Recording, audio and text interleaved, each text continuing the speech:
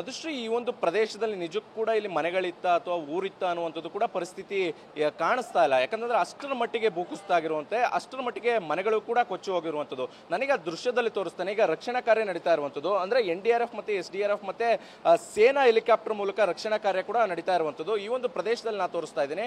ಇದು SDRF ಮತ್ತೆ NDRF ತಂಡದ ಸಿಬ್ಬಂದಿಗಳು ಕಾರ್ಯಾಚರಣೆ ಮಾಡ್ತಾ ಇದ್ದಾರೆ. ರೋಪ್ ಮೂಲಕ ಒಂದು ಕರೆದುಕೊಂಡು ಬರುವಂತ ಕೆಲಸವನ್ನು ಮಾಡ್ತಾ ಇರುವಂಥದ್ದು. ಅಂದ್ರೆ ಒಂದು ಕಡೆ ಯಾರೆಲ್ಲ ಈಗ ತುರ್ತಾಗಿ ಚಿಕಿತ್ಸೆ ಕೊಡಬೇಕು ಅಂತವ್ರಿಗೆ ಹೆಲಿಕಾಪ್ಟರ್ ಮೂಲಕ ರಕ್ಷಣಾ ಕಾರ್ಯದಲ್ಲಿ ತೊಡಗಿದ್ರೆ, ಇನ್ನು ಕೆಲವರಿಗೆ ರೋಪ್ ನಲ್ಲಿ ಅಂದ್ರೆ ತುರ್ತಾಗಿ ಅಂದ್ರೆ ಇಲ್ಲೇ ಪ್ರಾಥಮಿಕ ಚಿಕಿತ್ಸೆಯನ್ನು ಕೊಟ್ಟು ರೋಪ್ ಮೂಲಕ ಅಂತವ್ರು ಬರುವಂತವ್ರಿಗೆ ಯಾರೆಲ್ಲ ಸಾಧ್ಯತೆ ಐತೆ ರೋಪ್ ಮೂಲಕ ಆ ಒಂದು ಸ್ಥಳದಿಂದ ಮತ್ತೊಂದು ಸ್ಥಳಕ್ಕೆ ಕರೆದುಕೊಂಡು ಬರುವಂತದ್ದು, ಅಂದ್ರೆ ಸುರಕ್ಷಿತ ಸ್ಥಳಕ್ಕೆ ಕರೆದುಕೊಂಡು ಬರುವಂತ ಕೆಲಸವನ್ನು ಮಾಡ್ತಾ ಇರುವಂತದ್ದು ನಿರಂತರವಾಗಿ ಮಾಡ್ತಾ ಇದ್ದಾರೆ. ಈಗಲೂ ಕೂಡ ಮಳೆ ಬೀಳ್ತಾ ಇದೆ. ಮಳೆಯ ನಡುವೆ ಕೂಡ ಇಷ್ಟೊಂದು ಪ್ರಮಾಣದಲ್ಲಿ ಮಳೆ ಬಿತ್ತಿದ್ರು ಕೂಡ SDRF ಮತ್ತೆ NDRF ಮತ್ತೆ ಅಗ್ನಿಶಾಮಕ ದಳದ ಸಿಬ್ಬಂದಿಗಳು ಈ ಒಂದು ರಕ್ಷಣಾ ಕಾರ್ಯದಲ್ಲಿ ತೊಡಗಿರುವಂತದ್ದು ದೃಶ್ಯದಲ್ಲಿ ನೋಡಬಹುದು.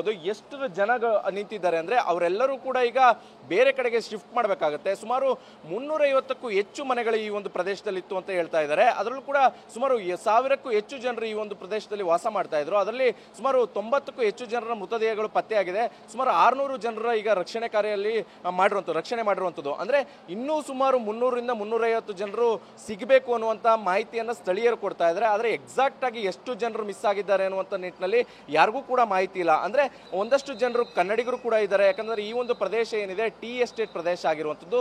ಟೀ ಎಸ್ಟೇಟ್ ನಲ್ಲಿ ಕೆಲಸ ಮಾಡಲಿಕ್ಕೆ ಬೇರೆ ಬೇರೆ ರಾಜ್ಯದಿಂದ, ಕರ್ನಾಟಕ ಸೇರಿದಂತೆ ಬೇರೆ ಬೇರೆ ರಾಜ್ಯದಿಂದ ಕೂಡ ಈ ಒಂದು ಪ್ರದೇಶಕ್ಕೆ ಬಂದಿದ್ದಾರೆ, ಇಲ್ಲೇ ನೆಲೆಸಿದ್ದಾರೆ, ಇದೇ ಒಂದು ಪ್ರದೇಶದಲ್ಲಿ ಕೆಲಸ ಮಾಡಲಿಕ್ಕೆ ಮುಂದಾಗಿದ್ದಾರೆ. ಸಾಕಷ್ಟು ಕಡೆಯಿಂದ ದಿನಗಳಿಂದ ಕೂಡ ಈ ಒಂದು ಕೆಲಸ ಮಾಡ್ತಾ ಇದ್ರು. ಆದ್ರೆ ಈ ಒಂದು ಪ್ರದೇಶದಲ್ಲಿ ಈ ಹಿಂದೇನು ಕೂಡ ಭೂಕುಸಿತ ಆಗಿತ್ತು. ಅಂದ್ರೆ ಈ ಒಂದು ಪ್ರದೇಶ ಏನಿದೆ ಇದು ಪಕ್ಕದಲ್ಲಿ ಭೂಕುಸಿತ ಆಗಿತ್ತು. ಆಗ್ಲೂ ಕೂಡ ಸಾಕಷ್ಟು ಜನರ ಸಾವು ನೋವು ಸಂಭವಿಸಿದ್ದು. ಆದ್ರೆ ಆಗ್ಲೂ ಕೂಡ ಎಚ್ಚರಿಕೆಯನ್ನ ನೀಡಿದ್ರು, ಈ ಒಂದು ಪ್ರದೇಶದಿಂದ ಬೇರೆ ಕಡೆ ಸ್ಥಳಾಂತರ ಆಗಿ ಅಂತ. ಆದ್ರೂ ಕೂಡ ಯಾರು ಕೂಡ ಸ್ಥಳಾಂತರ ಆಗುವಂತ ಕೆಲಸವನ್ನ ಮಾಡಿರಲಿಲ್ಲ.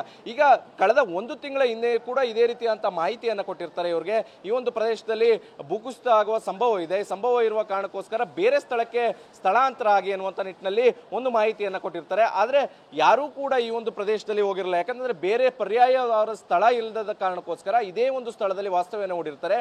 ಆದ್ರೆ ಈ ಒಂದು ಕಳೆದ 3-4 ದಿನದಿಂದ ಸುರಿದಂತ ಭಾರಿ ಮಳೆಗೆ ಈ ರೀತಿಯಂತ ಕೊಚ್ಚಿಕೊಂಡು ಬಂದಿರುವಂತದ್ದು.